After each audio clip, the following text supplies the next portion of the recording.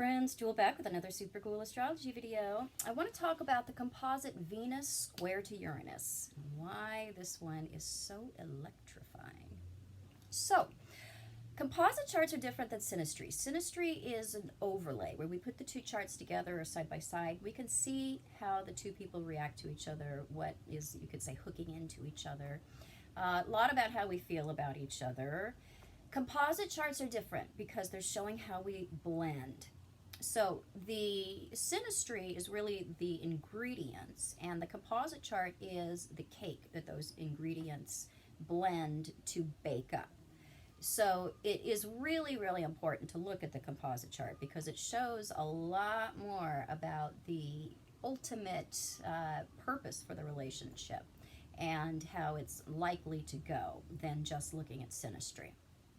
So Venus is how the couple's love nature blends, how our value nature blends, our sense of how we love and want to be loved, our aesthetics, what we find beautiful, what we find entertaining. And Uranus is the freedom factor between two people. Our sense of wanting things to go our own way because we know that there's some kind of higher wisdom in that. We don't want to be tied down. It's about things that happen quickly and has a lot to do with our idea of friendships and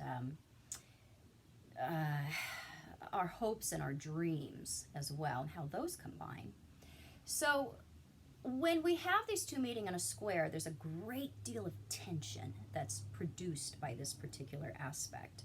It's very, very, very exciting to have this show up in a composite chart. We are constantly challenging each other on the Venus level.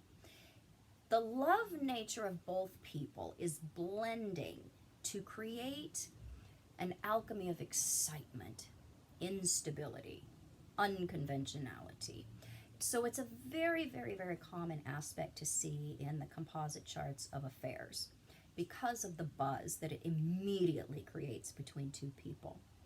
So there's the sense of, I found my perfect love match. It happens very, very rapidly with this particular square.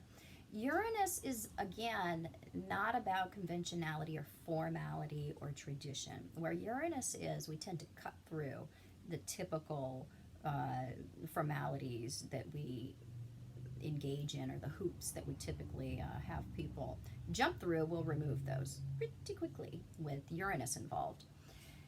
So you can't fit this particular square into a predictable, stable, conventional relationship. You really can't do it. The reason is that we tend to lose interest right away when we take this square to that level.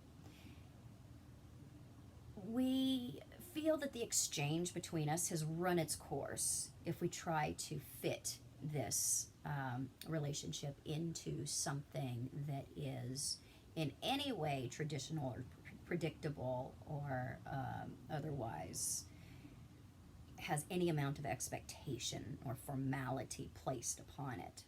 So boredom leaks in very quickly when we try to bring this relationship to a mundane type of relating between the two of us. So when the everyday comes in, or the conventional comes in, or any kind of control or trying to guide the relationship comes in, that's when it's like, oh, it's just not as exciting as it used to be. And then there is this feeling of disappointment because the way that our feelings shoot up so quickly with this one, when they level off, there's really no place to go but down. And so we tend to feel like it's run its course, there was a lot of hotness there, and then we find ourselves not nearly as attracted, if at all, after we do something with this relationship, you could say, other than letting it float as it is. There is a way to actually keep this one working, but it's never going to work if you're trying to box it into something. So this aspect is a lot like the run up to Christmas morning, where you're all filled with adrenaline and you can't wait, and it's so exciting, and it gives you something to live for, and you run down the stairs, and you tear open the presents, and oh, it's so fun, it's amazing. You start playing with them. Half the day goes by, start to get a little less excited. More the day goes by, toys you're playing with are not nearly as exciting. Get to the end of the day, it's kind of anticlimactic. Wake up the next morning, kind of sad that life is going to go on as normal. That is what happens when we try to formalize a relationship that has this particular square, because the reason for the attraction is that we are so different at the Venus level. We're blending to create this enormous interest that comes from those differences, but those differences don't actually settle or gel into something that we can actually work with. So the bloom is off the rose pretty quickly with this particular square. The attraction starts very quickly, and it tends to end just as quickly with this particular aspect going on.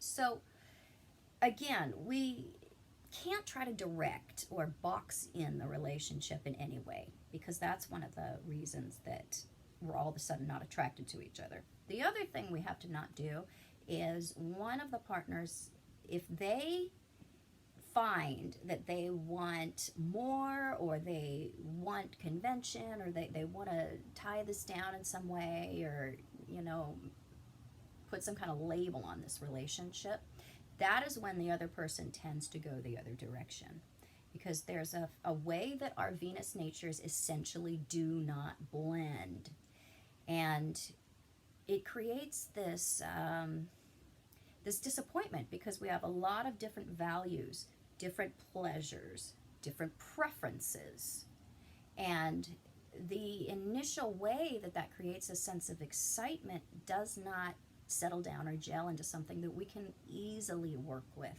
Now, every composite chart is going to have escape valves, or I call it escape aspects, where if we have a hard aspect, but one of those planets or both of those planets is making a good aspect to another planet or point, that's showing this is where this difficulty has a way of finding some balance, or finding a release point, you could say. This one is really difficult to balance really in any other way, because fundamentally we have different values. Humans do not tend to stay in relationships where we have very differing values. That's one of the things that is pretty non-negotiable in good relationships, or in relationships where we're both feeling like we're with somebody that has our same level of concern or belief. This one makes us feel like, after a while, after it settles into something, that we can't be loved the way that we would like to be loved. And we're not valued in the way that we would like to be valued. And that again comes up after we do something with this aspect other than letting it exist as it is and take whatever course it's taking, and just be prepared that it's going to change us in some way. But it's also going to be constantly changeable within our lives in this relationship. So this actually is a really good aspect for friendships, because the way it blasts us out of our comfort zone. In friendships, we don't try to make into something other than what it is. We tend to let relationships that are friendships exist as they are. We're not trying to make it fulfill any big expectation, or bring it to a place of having it play this certain role in our life. Friendships, we usually enjoy the person to enjoy them. There's not generally a reason that we draw them into our life. They're there because most of the time we can take them or leave them. And there's those wonderful, close, intimate friendships that of course we want to keep. But Uranus represents friends because it is a more non-personal energy. So if we have this particular square in a friendship, we tend to have a lot of enjoyment together and a lot of pleasure. And that initial reaction of excitement when we're together tends to last in friendships. Again, if we don't try to direct it or make it into something, because even in friendships that can go kaboom. But usually it does show two people that have a lot of fun together, even though they essentially a lot of times don't have a great deal in common. It's one where we can have that feeling of, we have kind of a Thelma and Louise thing going on here. We're kind of partners in crime. And we just basically have a lot of fun together when we have this particular square in a friendship. But in a romantic relationship, it does require a great deal of room and space in order to allow it to exist. Because if we take away that room and that space, we generally find ourselves not wanting to continue the relationship because our interest has waned. So I hope this was helpful. If it was, please subscribe to my channel. You can find me on the internet at truthandaspectastrology.com and Facebook and Instagram. Also at Truth and Aspect Astrology, and you should be following me on Facebook and Instagram because I write the daily astro weather forecast, which is again not personal. I don't write for one particular sign because you can't do that. It's never going to be accurate. You can't write for 1/12 of the population in any way that is going to be accurate. But I do write a general astro weather forecast that affects all of us. And find me on Patreon, please, and help me out over there so I can make more videos for you more often. And yes, I do private consultation, and I will be back super soon with more super cool videos. Bye.